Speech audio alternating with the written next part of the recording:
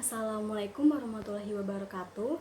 Saya Nusaiba Aziza dari kelompok 2 Akhlak Tasawuf. Saya sebagai anggota kelompok akan melanjutkan presentasi dari teman saya yang sebelumnya.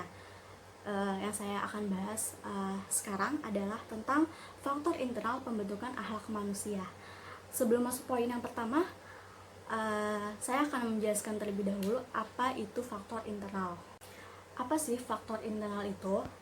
Faktor internal adalah faktor yang datang dari diri sendiri, yaitu fitrah yang suci yang merupakan bakat bawaan sejak manusia lahir dan mengandung. Tentu saja setiap anak yang lahir ke dunia ini telah memiliki naluri keagamaan yang nantinya akan mempengaruhi dirinya, seperti unsur-unsur yang ada dalam dirinya yang turut membentuk akhlak atau moral. Jadi yang pertama dari faktor internal itu ada insting atau naluri. Jadi apa sih insting atau naluri itu? Insting adalah kesanggupan melakukan hal-hal yang kompleks tanpa latihan sebelumnya, terarah pada tujuan yang berarti bagi si subjek,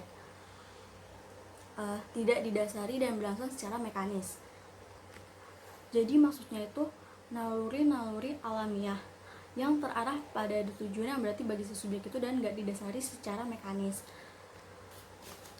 Dalam hal ini, psikologi menerangkan berbagai naluri yang ada pada manusia yang menjadi pendorong tingkah laku manusia. Di antaranya ada yang namanya naluri makan dan minum. Jadi maksud dari naluri ini, begitu manusia lahir, dia itu membawa suatu hasrat makan dan minum itu. Bahwa begitu manusia lahir telah membawa suatu hasrat makan tanpa didorong oleh orang lain, gitu. Yang kedua ada naluri berjodoh. Naluri berjodoh ini, jadi contohnya itu seperti laki-laki menginginkan wanita, lalu si wanita juga ingin berjodoh dengan laki-laki sebaiknya. Lalu yang berikutnya ada naluri keibubapaan. Maksudnya naluri ini maksudnya kecintaan orang tua kepada anaknya dan juga sebaliknya. Yang keempat ada naluri berjuang.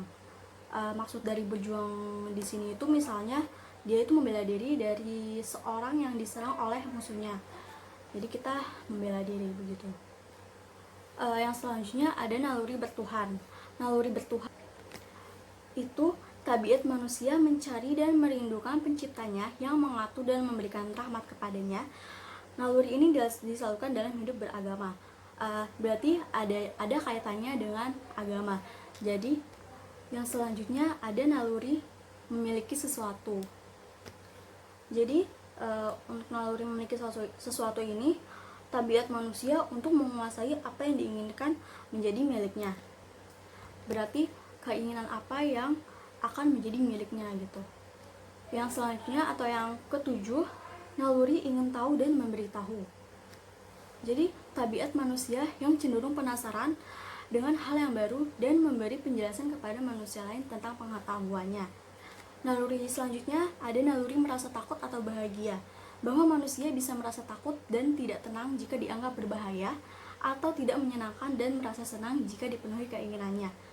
Selanjutnya, naluri suka bergaul, bahwa manusia adalah makhluk sosial yang butuh teman bergaul untuk hidup bersama, itu pasti. Dan yang terakhir atau yang ke-10 ada naluri suka meniru.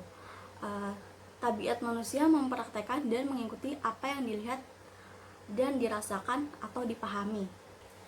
Sekian penjelasan singkat dari saya. Semoga bisa dipahami oleh teman-teman. Selanjutnya akan dilanjutkan oleh teman saya berikutnya. Terima kasih. Baik, assalamualaikum warahmatullahi wabarakatuh. Saya Chandra Kelana yang ingin dari kelompok 2 yang ingin mempresentasikan mengenai aspek-aspek yang mengaruhi pembentukan anak.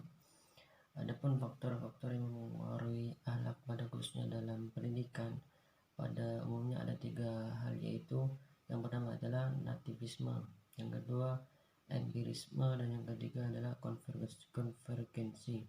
Untuk Untuk yang pertama, nativisme, yaitu menurut aliran ini faktor yang berpengaruh terhadap pembentukan akhlak secara seorang adalah faktor pembawaan, dapat berupa kecenderungan, bakat, akal.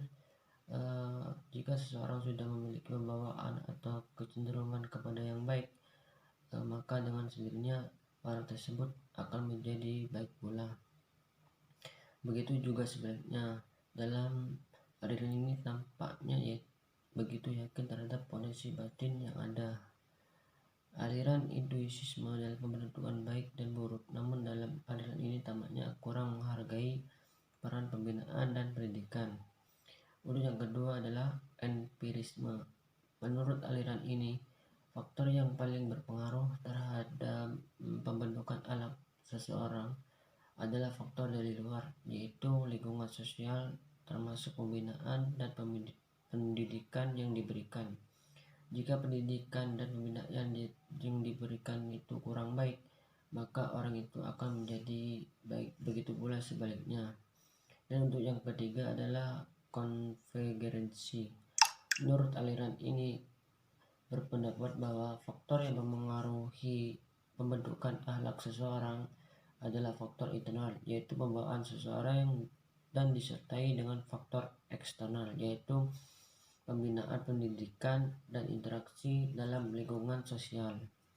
Aliran konfigurasi ini tampaknya yang lebih sesuai dengan ajaran Islam. Ya, demikian yang bisa saya presentasikan. Assalamualaikum warahmatullahi wabarakatuh.